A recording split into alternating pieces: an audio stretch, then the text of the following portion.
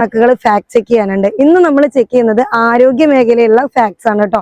എന്തൊക്കെ വികസനങ്ങളാണ് ആരോഗ്യ മേഖലയിൽ ഉണ്ടായിട്ടുള്ളതെന്ന് നോക്കാം. കാത്ത് ലാബുകളുള്ള ജില്ലാ ആശുപത്രികൾ ഉമ്മൻചാണ്ടി സർക്കാരിന്റെ കാലഘട്ടത്തിൽ 0 ഒരെണ്ണം പോലും ഇല്ലാതിരുന്ന സമയത്ത് നമ്മുടെ പിണറായി ഗവൺമെന്റ് വന്നതിന് ശേഷം കൊണ്ടുവന്നിട്ടുള്ളത് 12ഓളം കാത്ത് ലാബുകളാണ് ജില്ലാ ആശുപത്രികളിൽ. ഡയാലിസിസ് സെന്റേഴ്സ് UDF ഗവൺമെന്റിന്റെ കാലഘട്ടത്തിൽ ഉണ്ടായിരുന്നത് 8 ആണെങ്കിൽ LDF ഗവൺമെന്റ് കൊണ്ടുവന്നിട്ടുള്ളത് 107 ആണ്.